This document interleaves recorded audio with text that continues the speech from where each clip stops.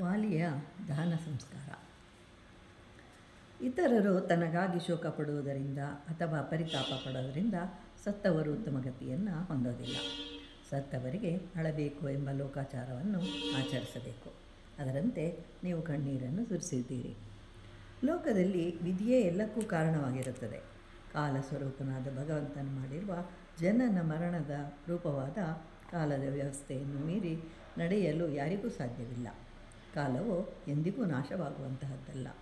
ಕಾಲನಿಗೆ ಯಾರಲ್ಲೂ ಬಂಧುತ್ವವಿಲ್ಲ, ಯಾರಲ್ಲಿಯೂ ಪಕ್ಷಪಾತವೂ ಇಲ್ಲ. ಬ್ರಹ್ಮಾಂಡವನ್ನೇ ನಿಯಂತ್ರಿಸುವ ಕಾಲನಿಗೆ ಅವನ ಇಚ್ಛಾ ಮಾತ್ರದಿಂದಲೇ ಎಲ್ಲವೂ ನಡೆಯುತ್ತದೆ. ಇದು ಯಾರ ವಶವೂ ಅಲ್ಲ. ಪ್ಲವಕೇಶ್ವರನಾದ ವಾಲಿಯು ಧರ್ಮ, ಅರ್ಥ, ಕಾಮ, ಮೋಕ್ಷಗಳ ಸಾಧನೆಯಿಂದ ಸಾಮ, ದಾನ, ಭೇದ, ದಂಡೋಪಾಯಗಳನ್ನು ಸಮಯೋಚಿತವಾಗಿ ಪ್ರಯೋಗಿಸುತ್ತಾ ಕರ್ಮಫಲಗಳನ್ನು ಪಡ್ಕೊಂಡಿರ್ತಾನೆ. ಮಹಾತ್ಮರಾದ ವಾಲಿಯ ಧರ್ಮಾನುಷ್ಠಾನಗಳನ್ನು ಮಾಡುತ್ತಿದ್ದುದರಿಂದ ಸ್ವರ್ಗವನ್ನು ಜಯಿಸಿದ್ದನು. ವಾಲಿಯು ಹೋಗಿರುವ ಮಾರ್ಗವು ಶ್ರೇಷ್ಠವಾಗಿತ್ತು. ಹೀಗೆ ಶ್ರೀರಾಮನು ಸುಗ್ರೀವನಿಗೆ ವಿನಯದಿಂದ ಹೇಳ್ತಾನೆ. ಪ್ರೇತ ಕಾರ್ಯಗಳನ್ನು ಹೇಗೆ ಮಾಡಬೇಕು ಅಂಥೇಳಿ ತಾರ ಅಂಗದರೊಡನೆ ಸಮಾಲೋಚನೆಯನ್ನು ಮಾಡು. ವಾಲಿಯ ದೇಹವನ್ನು ಅಗ್ನಿಯಲ್ಲಿ ಸಂಸ್ಕರಿಸುವುದಕ್ಕಾಗಿ ಒಣಗಿರುವ ಸುಗಂಧಯುಕ್ತವಾದ ಗಂಧದ ಮರದ ತುಂಡುಗಳನ್ನು ಹೆಚ್ಚಾಗಿ ತರುವಂತೆ ಆಜ್ಞಾಪಿಸು. ತಂದೆಯ ಮರಣದಿಂದ ಭಯಗೊಂಡಿರುವ ಅಂಗದನನ್ನು ಸಮಾಧಾನ ಮಾಡು. ಈಗ ಕಿಷ್ಕಿಂಧ ಪಟ್ಟಣವು ನಿನ್ನ ಅಧೀನದಲ್ಲಿದೆ.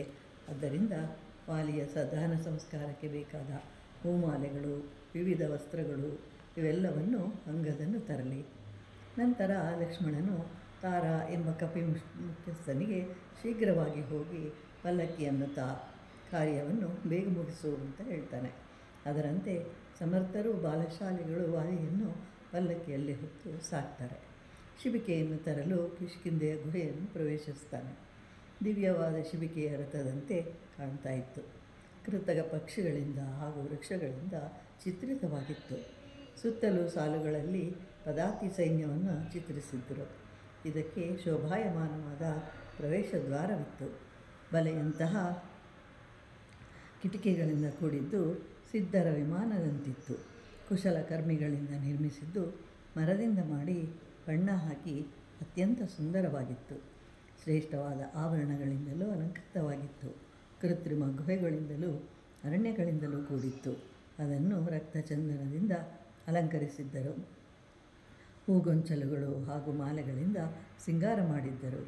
ಸೂರ್ಯವರ್ಣದಂತೆ ಪ್ರಕಾಶಿಸುತ್ತಿದ್ದ ಕಮಲ ಪುಷ್ಪದ ಮಾಲೆಗಳಿಂದ ಆವೃತವಾಗಿತ್ತು. ಇಂತಹ ಸುಂದರ ಶಿಬಿಕೆಯಲ್ಲಿ ವಾಲಿಯ ದೇಹವನ್ನು ಇಡ್ತಾರೆ. ರಾಜರು ಗಳಿಗೆ ಮಾಡುವಂತೆ ಕರ್ಮಗಳನ್ನು ಮಾಡ್ತಾರೆ. ಕಪಿಶ್ರೇಷ್ಠರು ವಿಧ ವಿಧವಾದ ರತ್ನಗಳನ್ನು ದಾರಿಯುದ್ದಕ್ಕೂ ಎರಚಿಕೊಂಡು ಮುಂದೆ ಹೋಗ್ತಾರೆ. ಲೋಕದಲ್ಲಿ ಆಯಾ ರಾಜರ ಐಶ್ವರ್ಯಕ್ಕೆ ಅನುಗುಣವಾಗಿ ಉತ್ತರ ಕ್ರಿಯೆಗಳನ್ನು ಮಾಡ್ತಾರೆ ಅಂತ ಹೇಳಿ ಸುಗ್ರೀವನು ಹೇಳುತ್ತಿದ್ದಂತೆ ಕಪಿ ಮುಖ್ಯಸ್ಥರು ಅಂಗದನೊಂದಿಗೆ ಕೂಡಿಕೊಂಡು ಮಹಾರಾಜನಿಗೆ ಯೋಗ್ಯವಾದ ರೀತಿಯಲ್ಲಿ ವಾಲಿಯ ಕರ್ಮಗಳನ್ನು ಮಾಡ್ತಾರೆ.